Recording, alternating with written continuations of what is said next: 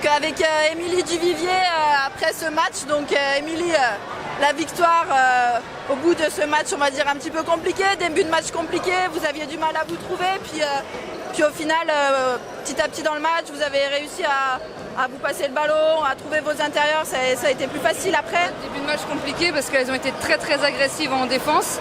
Elles ont tenu Olga, elles étaient collées à elle, donc c'était compliqué pour nous. Je crois qu'au bout de 5 minutes, on est qu'à 9 points et en mettant des 3 points, donc c'est compliqué. Après, ouais, on a su bien se trouver et nous surtout bien défendre. Donc comme on a bien défendu, après en attaque, on a pu instaurer notre jeu rapide, c'était bien. Oui, et puis les premiers paniers que vous marquez, évidemment, c'est des 3 points, on connaît votre adresse, donc c'est vraiment les 3 points qui vous relancent, donc notamment avec les tiens.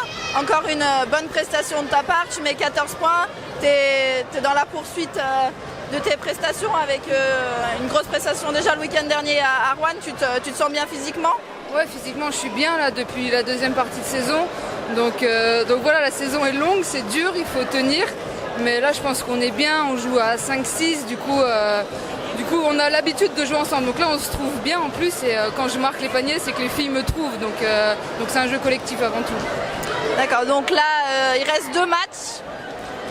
On espère 2 victoires, parce que ce soir, la SIG et Toulouse a gagné. L'objectif, tu vas quand même nous le confirmer, c'est les playoffs? Oui, c'est les playoffs, donc c'est pour ça que c'était important de gagner ce soir, parce que tous nos concurrents directs, je pense, ont gagné.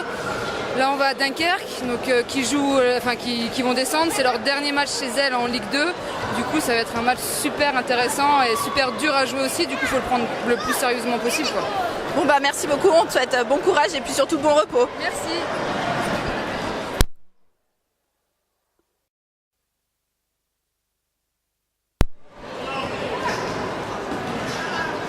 Avec Aurélie Lopez, donc la coach de Reims, après ce match. On a senti votre équipe bien rentrer dans le match et puis petit à petit, je ne sais pas ce qui s'est passé, perte de rythme, perte de ballon et Montbrison a su prendre les devants. On a senti aussi que vous aviez mis un petit plan anti-Olga Maznichenko qui a été bien muselée en début de match.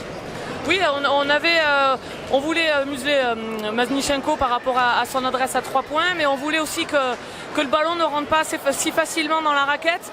Et on n'a pas fait ce qu'on avait prévu, on est resté tout le temps derrière Amina Njonkou et ça a créé des rotations et on sait exactement que c'est le jeu de Montbrison. C'est de la fixation passe pour les tirs à 3 points. Et voilà, quand on voit les scoreuses aujourd'hui, c'est les 3 joueuses qu'on avait ciblées. Donc vous me demandez ce qui s'était passé après le premier quart-temps, c'est qu'on a oublié de respecter ce qu'on avait mis en place alors que c'est ce qu'on avait bien fait sur le premier quart-temps.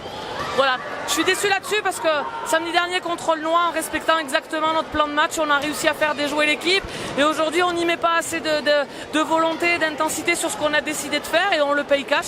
Voilà, après venir jouer à Montbrison c'est toujours compliqué, la salle est pleine, voilà, il y a toujours de l'intensité, c'est une équipe qui est à 300% à l'image de leur coach, donc voilà, Montbrison mérite sa victoire.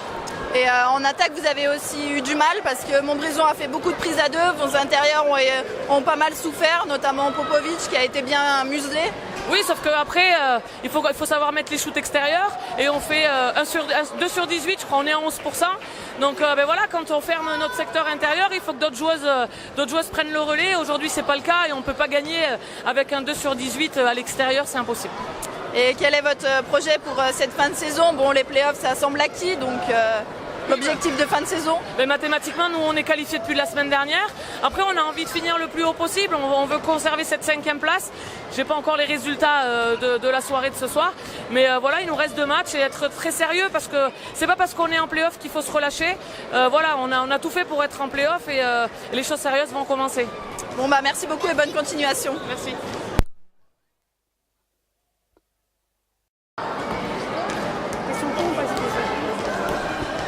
Donc avec Corinne Benintendi après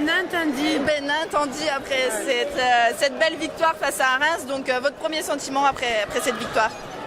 Très soulagée parce que pour moi l'équipe de Reims c'est une des plus belles équipes du championnat, au même titre que La Roche et puis Chartres.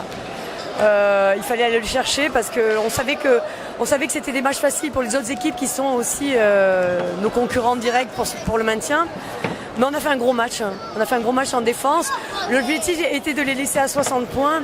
On est arrivé à 51 points. On a fait vraiment, une grosse défense collective. Voilà, on a fait un beau match. C'est vraiment soulagé, on va dire. Votre collègue Aurélie Lopez disait qu'elle avait mis un plan en place anti-Olga Mazdichenko. Comment vous avez géré ça, vous? Oh ben, la différence, c'est que Olga, sur les quelques shoots où elle est ouverte, elle doit marquer. Alors c'est vrai que c'est peut-être perturbant pour elle parce qu'elle avait quelqu'un sur le dos, mais les autres ont trouvé... la solution a été, il fallait qu'on joue sur les petites pour qu'elles mettent du rythme. Et c'est ce qu'on a fait très bien avec les 3 petites qui étaient sur le terrain. On n'a pas perdu de ballon, on est arrivé à trouver des shoots ouverts qu'on n'a malheureusement pas mis, notamment Émilie et puis Olga, qui nous auraient permis d'avoir encore plus d'écart. D'accord, et donc prochain déplacement à Dunkerque, Ouais. Toulouse, la SIG, Aulnois, tout le monde a gagné, donc Voilà. victoire impérative. Non, il faudra qu'on gagne après à Arras à la maison. Mais il faut aussi qu'on arrive à gagner à Dunkerque. Maintenant, ça va être un match difficile. Mais les autres ont aussi des matchs difficiles parce que la SIG va à Landerneau et Aulnois va, je ne me rappelle plus, mais Aulnois va à un déplacement difficile aussi. Donc on est à peu près tous dans la même logique. Il est évident que si nous on perdait, que les autres arrivent à gagner, mais je ne vois pas la SIG aller gagner à Landerneau. Parce que ce qu'il y a de bien cette année, c'est que comme tout le monde est concerné par les playoffs, tout le monde joue le jeu. Donc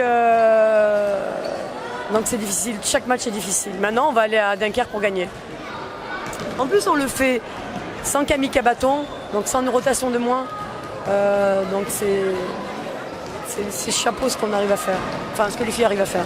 Et justement, en parlant de Camille Cabaton, sa date de retour est prévue ou pas du tout? Ah non, pour l'instant, elle a mal au genou. Elle doit attendre encore 2 semaines, je crois. Donc si on fait les playoffs, peut-être qu'on la reverra. Voilà. Bon bah merci, bonne continuation. Merci.